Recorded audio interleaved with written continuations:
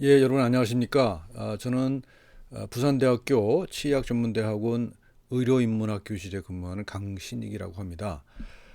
제가 최근에 학교에서 아주 작은 보직을 하나 맡았습니다. 치의학 교육실이라고 하는 교육에 관련된 전반적인 업무를 관장하는 그런 작은 보직을 하나 맡았는데, 제가 이제 그동안 이런저런 경험을 하면서 이 취약 교육을 어떻게 바꿔야 되는가 하는 고민이 나름대로 있었거든요. 그래서 오늘 보직을 좀 맡은 김에 그 이야기를 좀 해볼까 합니다. 또 마침 그저 치약 정책연구소인가 하는 곳에서 발주한 연구에 그저 치약 역사에 관련된 그 공저를 쓰는 그런 프로젝트가 있었어요. 그 중에서 미래분해를 제가 맡았거든요. 그래서 그 교과서에 쓸 그런 글과 더불어서 또 제가 이제 치약 교육실을 맡게 되면서 그걸 연결시켜서 한번 이야기를 해볼까 합니다.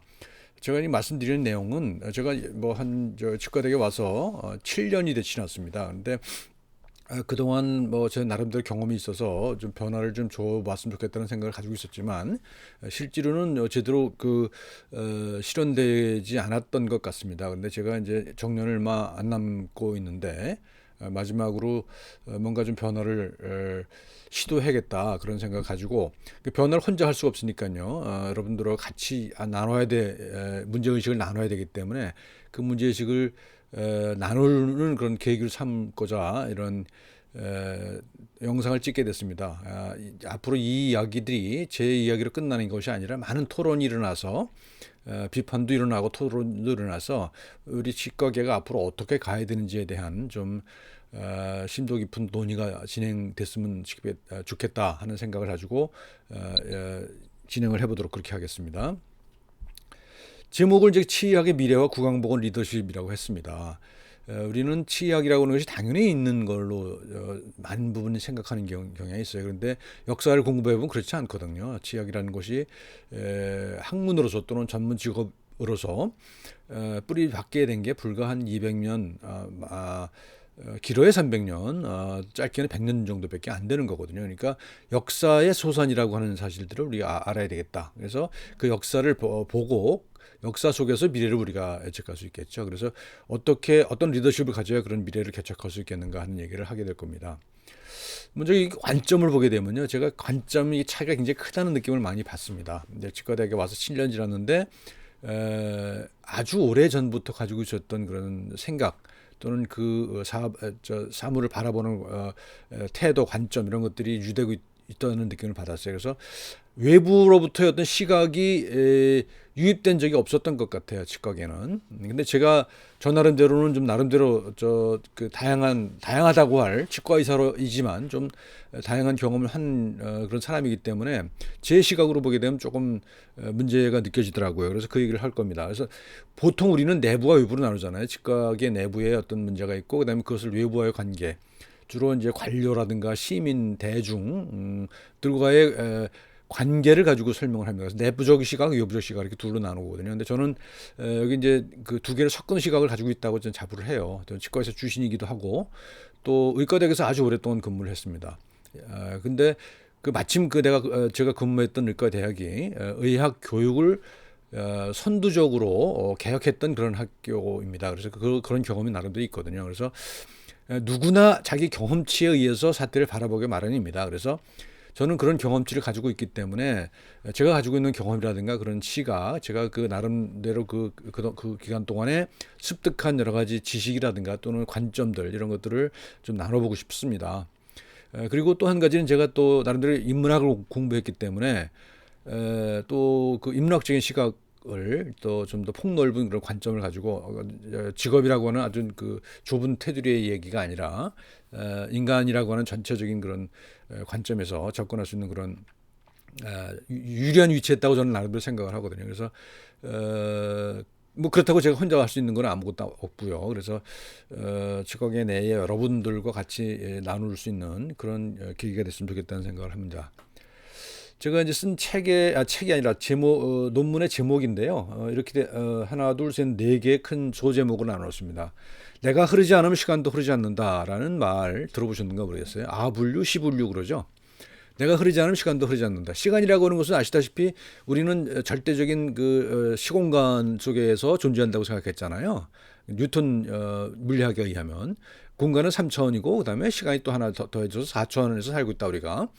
시간이라는 거 하는 것은 절대적으로 앞으로 흐르는 거, 뒤에서부터 앞으로 흐르는 거라고 생각했지만 흐르는 시간을 본 사람 아무도 없지 않습니까? 그래서 결국 시간이라는 것도 주관적인 어떤 감각에 의존한다라는 겁니다. 그래서 그런 경험 많이 하지 않나요? 시간 가는 줄 모르고 뭔가에 몰두해 있었던 경험 없으신가요? 있잖아요.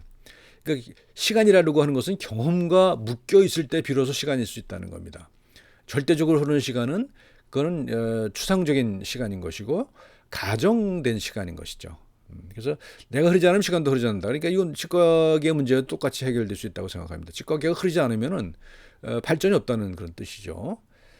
그다음에 두 번째는 흐름과 막힘이라는 제목인데 우리 앞에 놓여 있는 어떤 우리가 극복해야 될 장애는 뭐가 있는가? 그리고 지금 우리가 타고 있는 흐름은 어떤 흐름인가? 역사적 관점에서 흐름을 파악을 해야 되고 또 그 속에 있습니다. 우리가 사실은 우리가 그 흐름에서 벗어나서 따로 파악하는 것이 아니라 우리는 그 흐름 속에 있을 수밖에 없어요. 그렇죠? 그런데 이 가는 길에 또 어떤 여러 가지 장애물도 있단 말이죠. 돌뿌리도 있고 바위도 있고 새여울도 있고 그럴 거란 말이죠. 이제 그런 것들을 어떻게 그 우리가 이론 방향으로 흘러갈 것인가 하는 겁니다. 그래서 그 다음 제목이 이제 미래를 향해 흐르기거든요. 미래를 향해서 흐르려면은 과거의 흐름, 내가 여태까지 흘러왔던 이런 흐름의 큰 흐름을 이해하고 이해해야 되겠죠. 뭐 그걸 객관적으로 파악할 수는 없는 거예요. 내가 그 속에 있기 때문에. 그래서 그 흐름 속에서 또 미래를 향해서 나름대로 역할을 해서 흘러갈 수 있는 그런 것들을 배울 수 있겠다. 그리고 마지막으로는 이제 좀 더 구체적으로 구강보건 리더십에 대해서 얘기를 해볼 겁니다. 특히 이제 치의학 교육 과정에 대한 얘기를 조금 해볼 생각인데요. 지금 우리가 가지고 있는 치의학 교육 시스템은 굉장히 오래된 거, 100년 된 거거든요. 그래서 지금 이제 시기에 맞지 않는다는 생각을 해요. 그래서 그런 변화를 어떻게 줄 것인가 하는 얘기를 할 겁니다. 좀 자세히 얘기를 하면요, 이제 흐름과 막힘에서 과학과 기술의 발전이라고 하는 것이 굉장히 큰 변수죠. 여태까지의 20세기까지의 과학이라는 것은요, 주로 기계적 환원이라고 할 수 있는 것들이에요. 그러니까 모든 것을 구성 단위로 쪼개서 이해를 하잖아요. 우리는 분자 단위로 쪼개고 또 그 안에서 무슨 뭐 이온의 흐름 이런 걸 하잖아요. 그래서 우리가 분자 생물학은 그런 걸 배우지 않습니까? 그래서 그것이 굉장히 발달된 게 이제 20세기란 말이죠. 근데 21세기의 과학이라는 것은 그런 분자 생물학 또는 그 기계적 환원론으로만 설명되지 않는 그런 것들이 있잖아요. 뭐 인공지능이든지 뭐 3D 프린터는 물론 이제 그런 환원적 기계론에 근거한 겁니다만 그것을 조직하는 원리는 환원일 수 없다는 것이죠. 그래서 생태적 전환이 필요하다 그런 얘기를 주로 많이 합니다. 아직은 아주 극히 일부입니다만 특히 치과대학 중에서도 스웨덴의 말메 대학 같은 경우에는 완전히 생태적 전환을 이뤘습니다. 교육 시스템 자체를. 그래서 오랄 에코시스템이라고 하는 개념으로 구강이라고 하는 것을 하나의 생태계로 바라보는 그런 관점에서 교육을 하고 있습니다. 그러니까 이거는 아주 굉장히 큰 변화인 거죠. 지금까지의 치의학은 아주 지극히 환원적인 것이었잖아요. 그래서 뭐 지대치를 형성하고 거기에 크라운을 만들고 무슨 뭐 거기에 기계적인 관점에서 뭐 덴처를 조작하고 이런 거였단 말이죠. 근데 앞으로는 구강이라고 하는 그 기관을 하나의 생태계로 바라보는 관점이 도입되고 있다. 특히 일부 아시지 않습니까? 이제 예를 들면 이제 오랄 마이크로바이옴이라고 하는 그런 연구 분야가 굉장히 개척되고 있죠. 그래서 그것이 우리 인체 나에 속하는 그런 생체뿐만 아니라 우리 몸에 우리 구강에 사는 미생물과의 공동의 생태계를 이루고 있다고 하는 그런 인식들이 이루어지고 있는 거거든요. 그래서 구강병에 대한 생각도 생태적으로 전환될 거라고 저는 생각을 합니다. 그래서 그러려면 그런 그 전환을 우리가 준비를 해야 되지 않느냐 그런 얘기를 하는 거고요. 그다음에 또 우리는 여태까지 단순한 환원에 사유를 해왔어요. 모든 것을 구성 단위로 쪼개서 생각해 왔잖아요. 근데 앞으로는 복잡계라고 하는 그러니까 뭐 카오스 이론이라고 그러기도 하죠. 컴플렉시티. 복잡계 이론에 의한 설명이 훨씬 더 설득력을 얻고 있다라고 하는 얘기를 하죠. 그래서 뭐 이건 그 정도로만 하고요. 그다음에 인공지능 같은 경우도 대표적인 거지 않습니까? 예를 들면 뭐 알파고가 이세돌을 이겼고 또 알파고가 나온 지 1년 만에 알파고 제로라는 게 나왔어요. 그래서 얘는 기보가 없이 룰만 가지고 알파고를 또 이겼잖아요. 이게 어마어마한 변화인 거죠. 이것이 앞으로 우리 치과계에 몰고 올 변화도 어마어마한 거라고 생각을 합니다. 인공지능이. 지금은 우리가 상상하기 쉽지 않지만. 그래서 그런 미래를 준비하려면 지금부터 우리가 다방면에 걸친 준비에 들어가야 된다는 얘기를 하는 거죠. 또 중요한 그 문제는 옛날부터 지적된 문제입니다만 치의학 교육 또는 치의학 연구의 가장 큰 문제는 기초과 임상과 괴리돼 있다는 겁니다. 우리 학교만 하더라도 벌써 건물이 한참 떨어져 있잖아요. 이건 참 잘못된 거라고 저는 생각해요. 처음에 참 어떤 이유 때문에 이거 이렇게 설계를 했는지 모르겠는데 그러니까 기초와 임상이 전혀 다른 분야가 돼버립니다. 그래서 사실은 이러면서 어떤 기초 교수와 임상 교수 사이의 갈등 구조까지 만들어지는 것 같아요. 그래서 이런 구조가 극복돼야 된다라고 하는 얘기를 할 겁니다. 이미 이거는 이제 1995년에 미국의 ION 리포트라고 하는 곳에서 이미 지적되고 있는 거예요. 근데 20년 지났는데도 거의 그 문제가 해결되지 않은 것 같아서 안타깝긴 합니다. 그다음에 미래를 향해서 흐르기라고 하는 이제 건데요. 그러니까 어떻게 우리가 어떻게 흘러가고 있고 어디가 막혀 있는가를 알게 되면 그런 미래를 어떻게 흘러갈까를 이제 준비를 해야 될 거 아닙니까? 그래서 그 세 가지 전략을 제가 이제 얘기를 했습니다. 하나는 뒤집기예요. 뒤섞기예요, 뒤섞기. 그러니까 나눠져 있던 걸 섞어야 된다는 겁니다. 기초와 임상, 그다음에 무슨 그 과학과 인문학, 이렇게 쪼개져 있던 것 있지 않습니까? 그런 것들이 이제 합쳐야 된다는 것이고요. 그다음에 뒤집어 배우기라는 것은 제가 플립드 러닝이라고 많이 들어보셨잖아요. 그러니까 강의를 위주로 하는 것이 아니라 짧게 동영상으로 주제를 제시해주고 학생들끼리 문제를 해결해 나가는 과정. 그래서 그것을 이제 저는 이제 뒤집어 배우기라고 번역을 했어요. 또는 거꾸로 교실이라고 얘기하기도 합니다.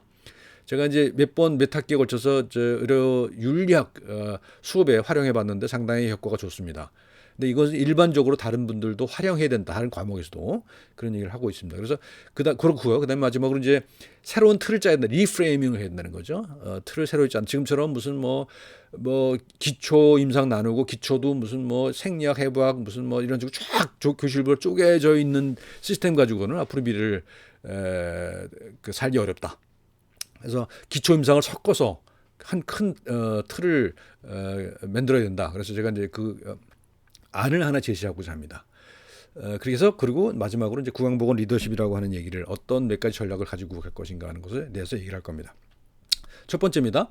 내가 흐르지 않으면 시간도 흐르지 않는다 말씀드렸잖아요. 치의학이 걸어온 길을 봐야 돼요. 내가 어떻게 흘러왔는지를 봐야 돼요. 그래서 그걸 보면은 먼저 이제 아시다시피 돌팔이잖아요. 돌팔이. 우리나라에서 머구리라고 그러던데요. 어쨌든 간에 그런 돌팔이가 그 뿌리가 어디냐면 이발사였죠. 이발사도 있고 대장장이도 있었습니다. 사실 중세 유럽에는. 그래서 그러다가 이제 그것이 바보 서전, 이발외과의라고 하는 직업이 또 생기기도 해요. 그리고 결국은 이제 우리 치과의학이라는 것은 외과의학에서 파생된 거잖아요. 그래서 1728년이죠. 여기서 그림에서 보시는 피에르 포샬 우리 학교 교정에 서 있는 동상 이 이제 치약 교과서를 거의 최초의 교과서를 출판함으로 인해서 이제 외과에서 분리되기 시작하죠. 그래서 이발사에서 이발외과의로 갔다가 외과의로 갔다가 그다음에 이제 분리된 그런 경과를 거친 거예요. 또 한 가지는 이게 이제 지금 우리는 지금 당연히 치과대학이 의과대학이라 분리되어 있지 않습니까? 근데 사실은 이거는 그렇게 당연한 거는 아니었던 것 같아요. 역사적으로 보더라도 두 가지 모델이 있었거든요. 하나는 이제 스토마톨로지 모델이에요. 이거는 지금 망했습니다만 구소련을 중심으로 한 동구권이 스토마톨로지 모델이거든요. 이거는 뭐냐면 치의학이라고 하는 것이 따로 존재하지 않아요. 그러니까 구강의학이에요. 구강의학. 그러니까 일반 의학의 한 분과로서의 구강의학이었던 것이죠. 그리고 이제 미국을 중심으로 이제 발달하는 게 이제 덴티스트 또는 오돈톨로지 모델인 것이죠. 그것이 오늘날은 이제 세계를 완전히 장악을 했죠. 그렇죠. 이제 세계를 장악해서 지금은 이제 덴티스트 모델이 이제 당연한 걸로 알려져 있지만 사실 역사상으로 보게 되면 그 두 개가 공존했었고 특히 미국이나 일본 또 우리나라도 그런 운동이 있었습니다. 치의학을 덴티스트를 다시 스토마톨로지로 묶어야 된다라고 하는 운동들이 한때 뭐 성공적이지 못했습니다만 있었던 것. 또 우리 정체성에 관련된 그런 그 역사라고 볼 수가 있는 것이죠. 자, 그래서 그다음에 돌파리에서 과학과 전문직으로인데요. 말씀드린 대로 1728년 피에르 포샤르가 뭐 소셜 덴티스트라고 영어로 번역하면 그런 책을 내죠. 그래서 그게 이제 주로 이제 보철에 관련된 거고요. 그다음에 그 이후에 이제 구강외과에 관련된 건 존 헌터라고 하는 사람이 거의 비슷한 시기입니다만 이 사람도 역시 외과 의사죠. 외과 의사면서 이제 구강에 관련된 그런 외과적인 것. 그러니까 보철과 관련된 것, 외과에 관련된 것이 이렇게 두 부류가 있는 거죠. 여기 제가 써놓지는 않았습니다만 존 헌터라는 사람도 대단히 중요한 치료의학의 역사에서 중요한 사람입니다. 자, 그랬고요. 그러니까 18세기에 그게. 그다음에 200년쯤 된 다음에 정확히 200년 후죠. 1928년이니까요. 1928년에 가이스 리포트라는 게 나옵니다. 근데 이건 뭐냐면 역사적인 관점에서 보면 1910년에 플렉스너 리포트가 나오거든요. 이건 뭐냐면 이거는 이제 의학에서 의학 교육도 상당히 굉장히 비과학적인 의학이 이제 있었거든요. 특히 미국 같은 경우에. 그래서 미국에서 1910년에 플렉스너 보고서라고 하는 것이 이제 카네기 재단에서 돈을 내서 미국과 캐나다의 의과대학 전수조사랍니다. 그래서 교육이 이래서는 안 된다라고 해서 이제 제시한 게 뭐냐면 임상과 기초의 분리입니다. 그러니까 의과대학에 들어오는 사람은 반드시 과학을 공부한 사람이어야 한다. 거기서부터 이제 8년제가 나오기 시작한 거죠. 처음부터. 그때부터. 그래서 이제 의학은 과학이다라고 하는 인식이 뿌리 박게 된 게 이제 플렉스너 리포트거든요. 1910년에.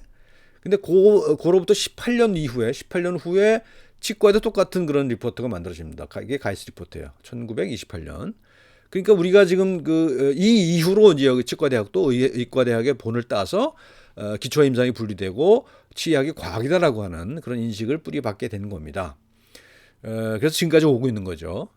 그런데 이제 1995년에 IOM 리포트라는 게 나옵니다. IOM이 뭐냐면 인스티튜트 오브 메디신, 미국의 이제 뭐라면 국립 의학원 뭐 이런 거죠. 의학한림원 뭐 의학과 관련된 어떤 국립 연구소죠. 여기서 이제 치의학 교육에 관련된 보고서가 하나 나옵니다. 그러니까 28년에 나오고 그다음에 95년에 나오는 거죠. 그게 Dental Education at the Crossroads, 갈림길에선 치의학 교육이라는 제목이에요.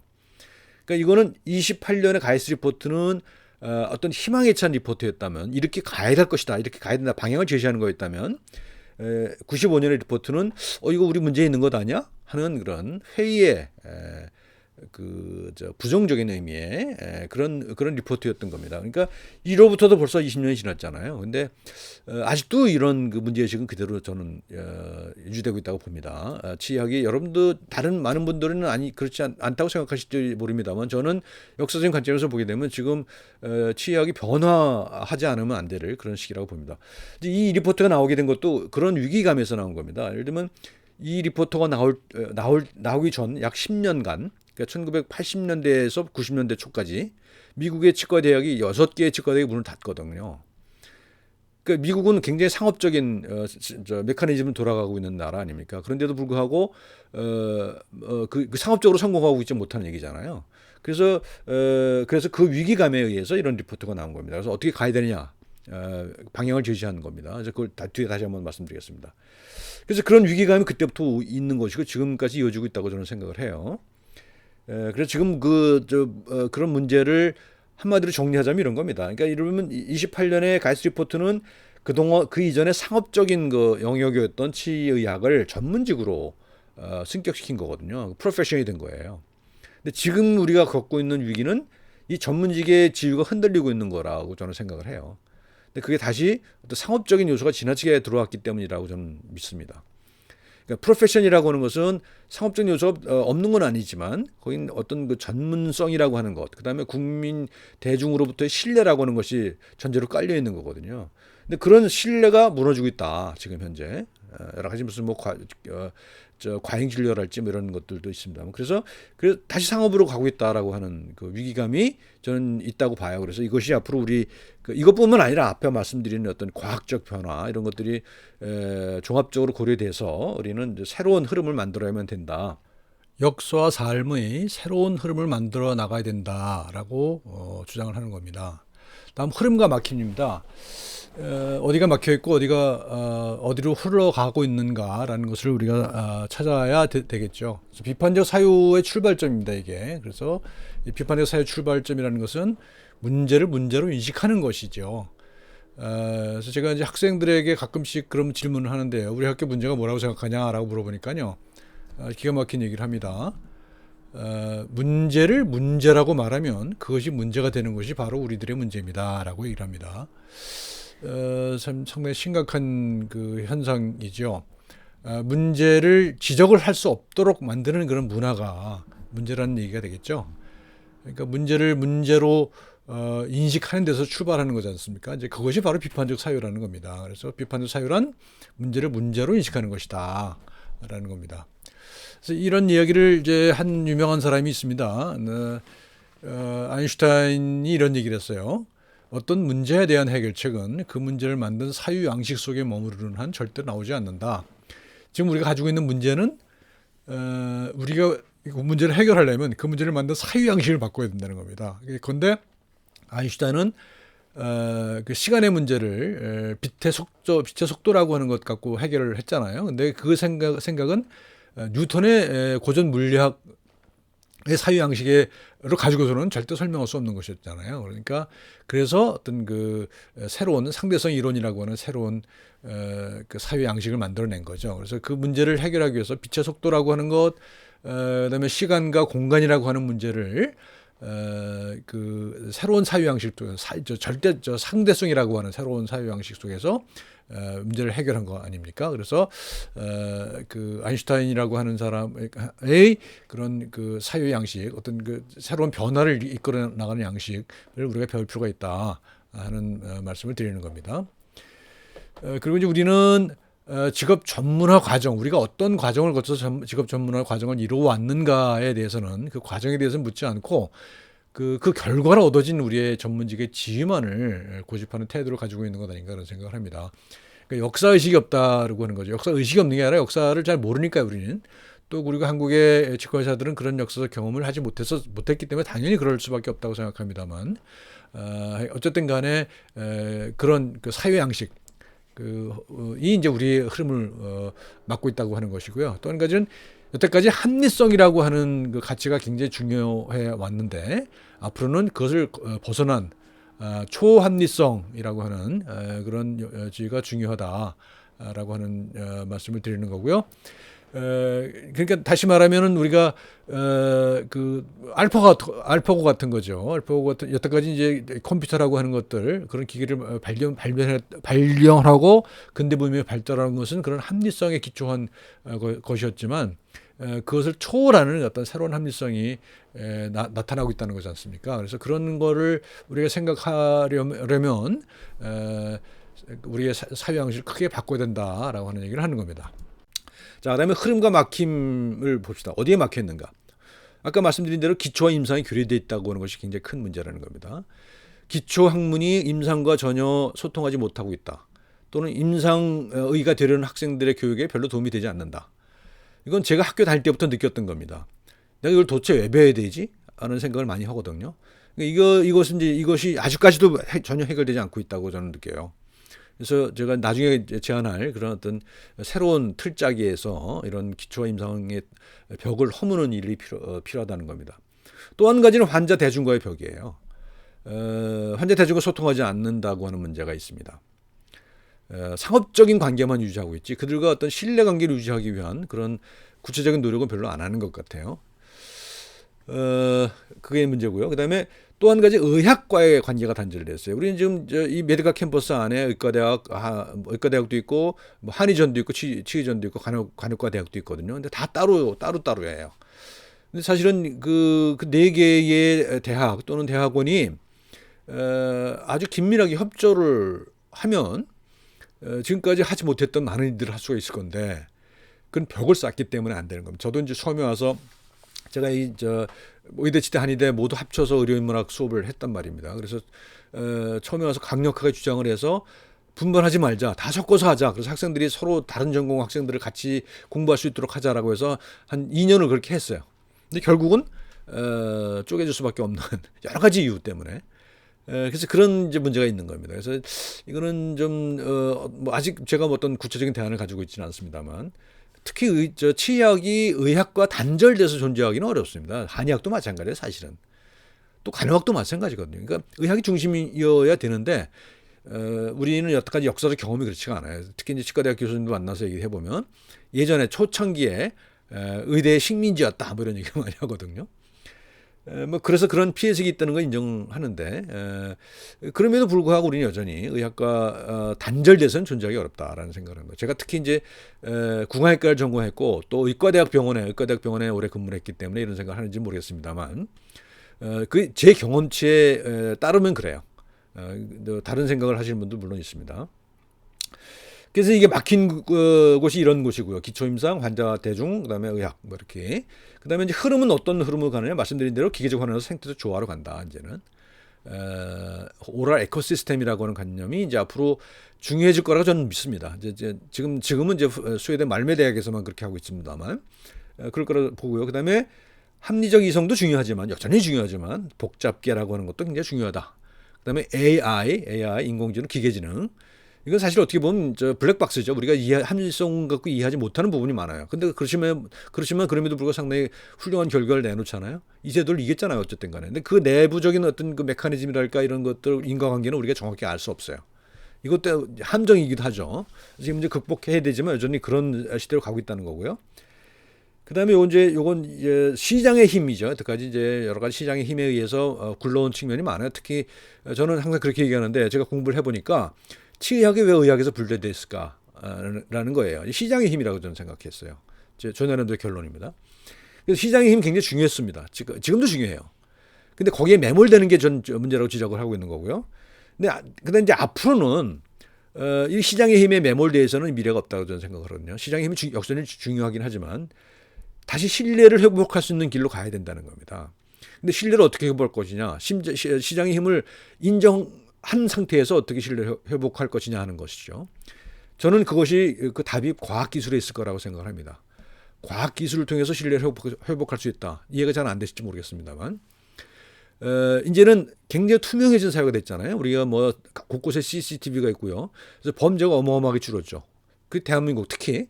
그다음에 최근에 그 코로나 사태에서 한국이 이만큼 잘 대응할 수 있었던 것도 역시 마찬가지로 그런 IT 기술이잖아요. 그러니까 개인 정보에 관련된 그런 데이터베이스가 굉장히 큰 역할을 했다는 것이죠. 어떤 사람들은 이것이 개인을 억압하는 어떤 빅브라더가 될 것이다. 새로운 뭐 디지털 독재가 될 것이다 이렇게 주장하는 분도 있습니다만 저는 그렇게 믿지 않아요. 이건 우리 옛날의 사고 방식에 근거하면 그럴 수 있죠. 여러분들 아시잖아요. 뭐 1984년이라든가 멋진 신세계 같은 소설 이것이 그런 감시사회가 될 거라고 예측하는 그런 소설이잖아요. 근데 우리 이미 84년 지나고 나서 벌써 몇십 년이 지나왔잖아요. 그런 사연은 안 왔어요. 그죠? 우리는 어찌됐든 간에 그런 감시의 라고 하는 틀도 가지고 있습니다만 거기서부터 어떤 인간적인 것을 찾아나가는 그런 답을 찾아낼 거라고 생각해요.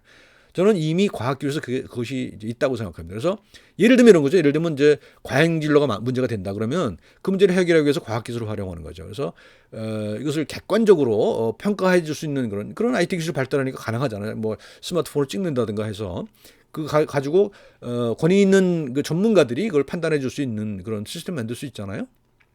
만들게 되면은 그런 신뢰 문제가 오히려 쉽게 해결될 수 있다.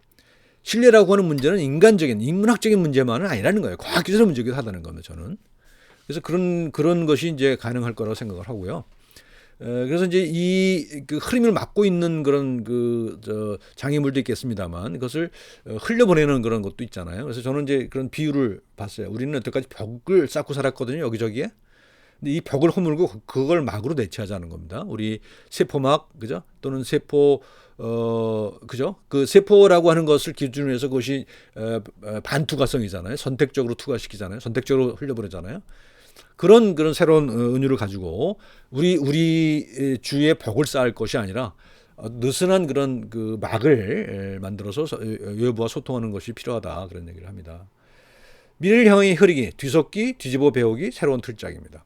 뒤섞기는 말씀드린 대로 뭐 과학과 인문학, 의학과 무슨 뭐 치의학, 동양과 서양, 그다음에 임상과 기초, 그다음에 전문가와 일반인 뭐 이런 식의 구분을 이제 허물고 이것이 뒤섞어야 된다. 블렌딩을 해야 된다는 거죠. 그래서 이건 이제 인지과학에서 최근에는 컨셉츄얼 블렌딩이라고 하는 개념이 나오고 있거든요. 그러니까 우리는 여태까지 이과 문과 이렇게 나눠서 굉장히 분류를 많이 했습니다만 이제는 그것이 섞이는 과정이라. 21세기는 섞입니다. 20세기는 나누는 거였거든요. 과학이라고 하는 말 자체가 나눈다는 거잖아요. 근데 21세기 과학은 나누는 게 아니라 이제 뒤섞는 거다라고 하는 겁니다. 그리고 말씀드린 대로 뒤집어 배우기, 거꾸로 교실, 플립드 러닝이죠. 그래서 지식을 전달하는 것이 아니라 최소한도의 클루만 주고 그리고 학생들이 스스로 그 문제를 해결하도록 하는 그런 과정이 필요하다. 뒤집어 배우기 또는 프로블럼 베이스드 러닝이죠. 문제 중심 학습. 이런 것들이 대세가 되고 있다는 겁니다. 근데 우리는 아직도 이것을 전혀 도입하고 있지 않아서 참 안타깝습니다. 저는 이것이 도입돼야 된다고 생각해요. 그래야 여러 가지 문제가 교육의 문제가 해결될 거라고 생각하는데 아직은 논의 자체가 아직 안 되고 있기 때문에요. 저는 이제 제가 이제 드리는 말씀들이 그런 토론의 출발점이 됐으면 좋겠다 그런 바람을 가져봅니다. 그리고 새로운 틀을 짜야 된다는 거죠.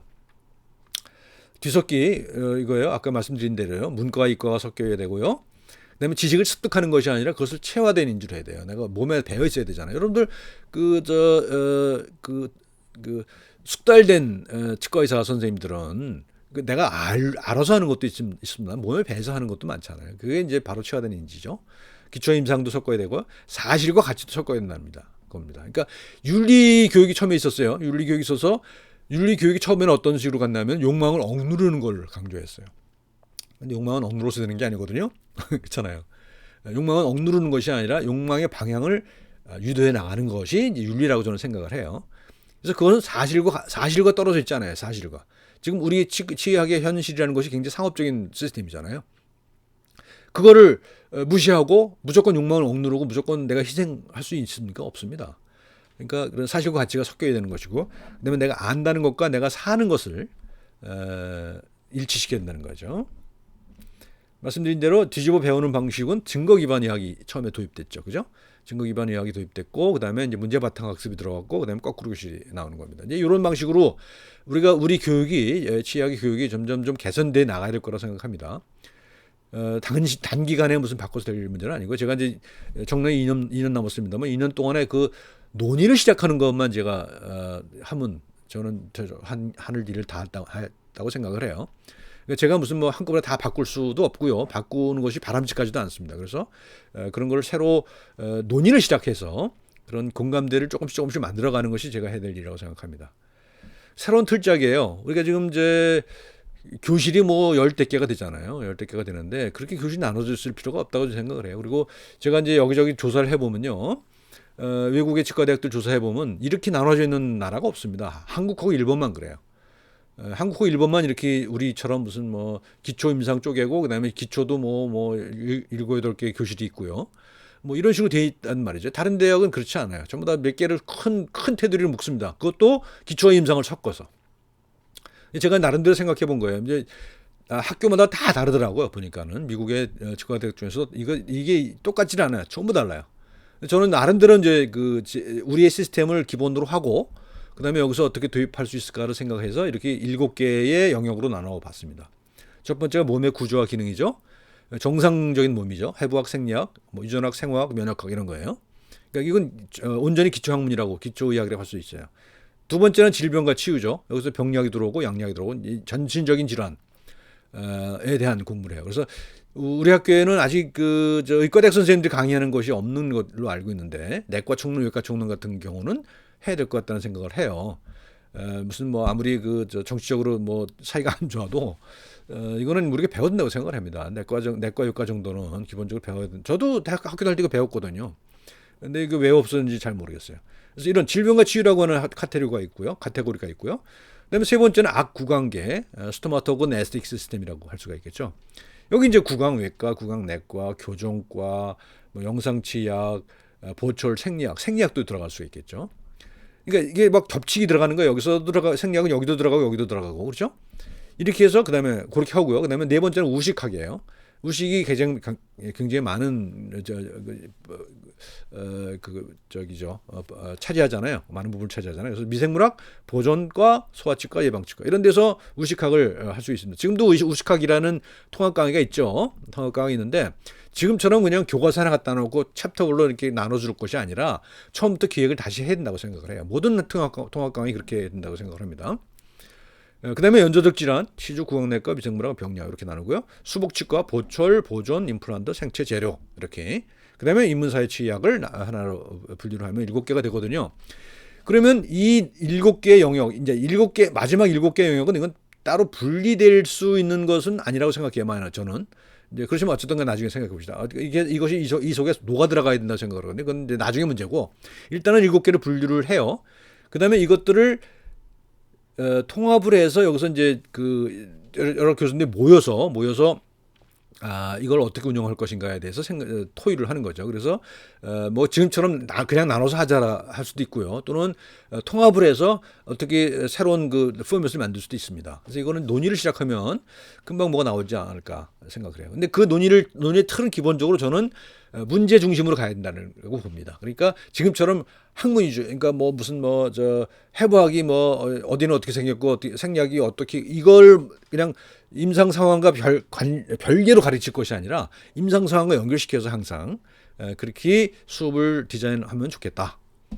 이게 이제 제 생각이에요. 뭐 얼마나 가능할지 모르겠습니다만 먼저 이런 부류의 이제 모임이 있는 것이 필요하겠죠.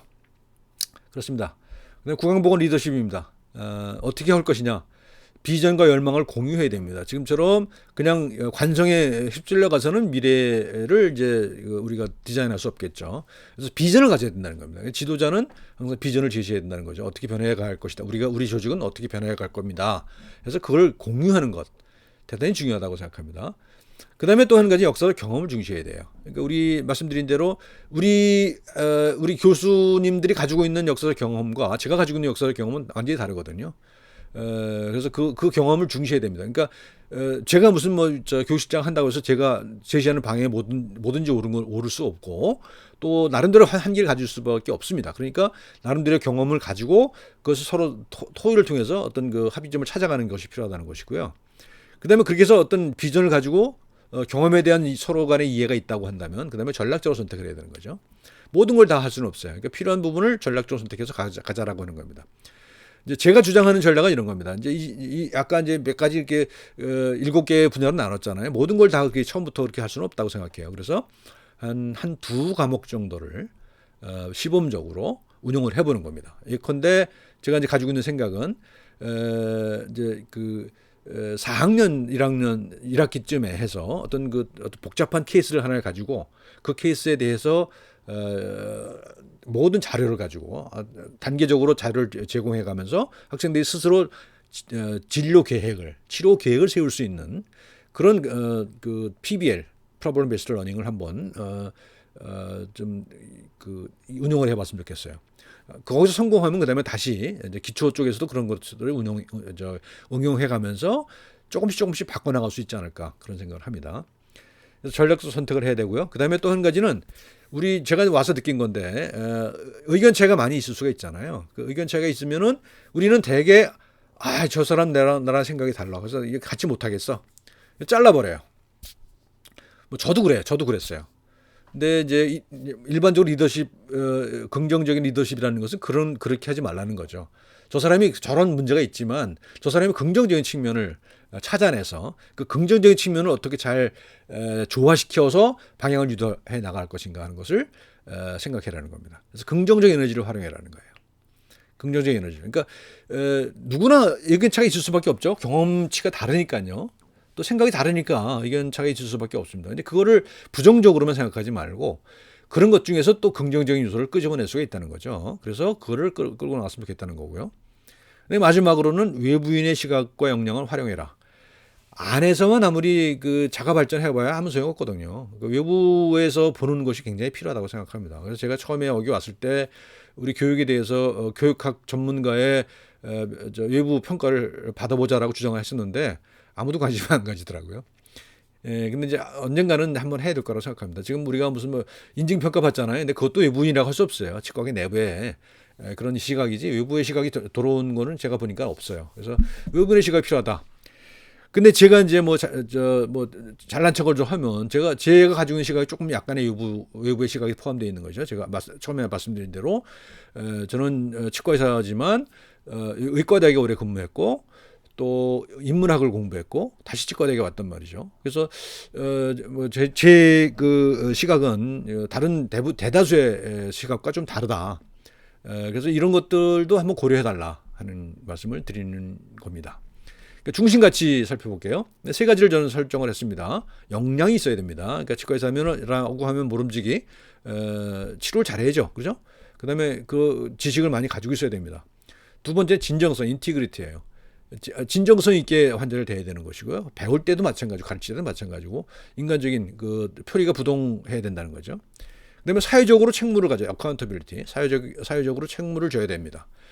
그러니까 이게 역량이라는 것은 과학적 역량이고 진정성 인문학적 역량이고 책무는 사회적 역량이라고 할 수가 있어요.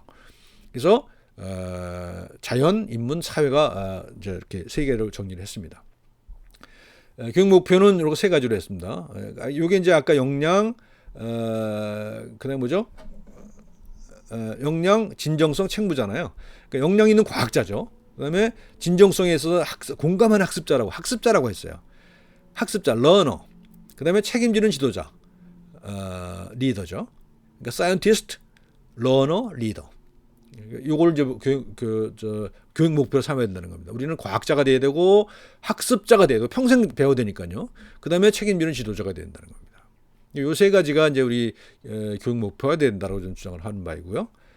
핵심 역량을 여기 7가지를 나눠봤습니다. 우리가 아까 치약의 분야도 다 7가지 나눴었잖아요. 이제 핵심 역량도 마찬가지입니다. 먼저로 첫 번째로 비판적 사고 역량이 있어야 됩니다. 있는 그대로 받아들이지 말고 그것을 한번 뒤집어서 생각해보자. 그러지 않으면 발전이 없다는 겁니다. 근데 우리가 제일 못하는 게 이거죠. 우리 좀 특히 문제를 드러내지를 못하는 이게 이제 제일 문제예요. 그래서 비판적 사고 역량을 저는 제일 앞에 뒀고요. 이건 다른 나라도 마찬가지더라. 다른 나라도 비판적 사고 역량을 가장 앞에 두고 있더라고요. 미국 같은 경우도. 그다음에 직업 전문성과 윤리 역량, 그러고요. 그다음 의사소통과 대인 관계 역량. 대인 관계 좋아야 되죠. 그렇고 이거 세 가지가 대개 이제 인문학적인 거라고 볼 수 있죠. 그다음에 네 번째가 생의과학 역량.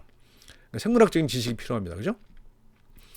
치의학이라는 것은 상당히 기계적인 영역, 메카니스틱한 영역이 많이 있습니다만 그 바탕에는 역시 생물학적인 역량이 필요한 거죠. 그래서 인체 작동 원리를 제대로 이해하지 않으면 안 되는 겁니다. 과학적인 역량이 필요한 겁니다. 생물학적인 과학적인 역량이 필요한 것이고, 그다음에 이제 포괄적 치료 계획 역량, 포괄적 치료 계획 역량이라고 저는 얘기를 했어요. 이제 보니까 제가 다른 뭐 보철 수업 그 계획표 쭉 보니까는 있더라고요. 치료 계획 있는데. 치료 계획이라는 게 보철만 치료 계획이 있는 게 아니잖아요. 전반적으로 환자라고 하는 개체를 중심으로 이제 치료 계획 세워야 되는 거잖아요. 보철만 따로 치료 계획이 있어서는 그건 문제가 있는 거잖아요. 그래서 포괄적 치료 계획 역량을 수립해야 된다, 가져야 된다. 그래서 제가 아까 잠깐 말씀드렸던 4학년 1학기쯤 또는 3학년 2학기쯤에 이제 PBL (Problem Based Learning을) 복잡한 케이스를 가지고 학생들 스스로 그런 그 치료 계획을 세워가는. 서로 공부해가면서 서로 토론해가면서 치료 계획을 세워가는 이런 수업이 반드시 필요하다. 저는 이제 1차적인 목표가 그 수업을 만드는 겁니다. 그래서 이건 뭐 많은 분들이 동의해 줄 거라고 믿습니다. 그다음에 구강 건강의 구축과 유지 관리 역량입니다. 뭐 보철적인 치료 또는 뭐 보존적인 치료만 했다고 또는 치료만 했다고 해서 끝나는 건 아니잖아요. 그래서 구축하는 것이 있고 그것을 유지하고 관리할 수 있는 역량을 가져야 된다. 그다음 마지막으로 지역사회 건강 증진 역량. 뭐 이곳을 예방 치과에만 따로 맡겨둘 것이 아니라 모든 그 과목에서 요 7가지를 같이 다 고려해서 수업 계획을 세우고 또 세부 역량을 또 편성을 해야 됩니다. 우리 지금 가지고 있잖아요. 가지고 있는데 그것은 남의 것 베낀 거기 때문에 대부분 우리가 만든 게 아니거든요. 그래서 저는 이제 다시 그걸 참고로 하되 세부 역량들을 새로 만들어 갔으면 좋겠다. 실제로 그렇게 하거든요. 제가 인제대학에 있을 때 그렇게 매년 2박 3일 워크숍을 합니다. 그래서 거기서 1년 동안 했던 그런 그 수업에 대한 반성을 하고요. 평가를 합니다. 그리고 새로운 역량, 우리가 뭘 가르칠 것인가 하는 것에 새로 계획을 세우거든요. 이제 그런 것이 필요하다고 생각을 합니다. 그 마지막입니다. 저기 다산 정유화경의 말씀을 가지고 왔는데요. 좀 역설적인 얘기예요. 역설적인 얘기인데 뭐 당진인가 어디 이제 귀향을 갔어요. 근데 거기 제자가 황상이란 제자가 이제 선생님한테 찾아와서 묻습니다. 저는 뭐 기억력도 없고 막 글도 잘 못 쓰고 그럽니다라고 하니까 이제 해준 이야기예요. 그래서 학자 유대 병삼이래요. 배우는 자에게 병이 세 가지가 있다. 근데 그게 병이 뭐냐? 다 우리가 원하는 거가 병이라는 거예요. 예를 들면 기억력이 뛰어난 것도 병이고, 그다음에 글재주가 좋은 것도 병이고, 이해가 빠른 것도 병이라는 거예요. 이게 무슨 뜻일 것 같습니까? 스스로 터득하는 것이 진정한 의미의 알미다라는 것이죠. 그러니까 기억만 잘해서 또는 글만 잘 써서 또는 잘 이해만 해서 문제가 해결되는 건 아니라는 겁니다. 그래서 이게 제가 아까 맨 처음 강조했던 비판적 사유, 크리티컬 싱킹의 이제 기본적인 정신과 일치한다고 봐요. 그래서 이런 황상에게 그런 얘기를 해주고, 이 황상이라는 사람은 제자는 아주 훌륭한 시인이 됐더랍니다. 그래서 추사 김정희도 뭐 칭찬에 맞지 않는 그런 시인이 됐다고 그러는데, 자, 우리가 길러낼 사람들은 시인은 아닙니다만, 치과의사입니다만, 치과의사라고 해서 구강 내에 관련된 지식만 있어가지고 되는 것도 아니고요. 또 치료만 잘해서 되는 것도 아니죠. 그래서 우리가 어떤 이 사회에서 행복한 시민이 되고 행복한 개인이 되는 그런 것이 목표 아니겠습니까? 그래서 우선 제가 오늘 대충 이렇게 주저리 뭐 체계도 없이 말씀을 드려봤어요.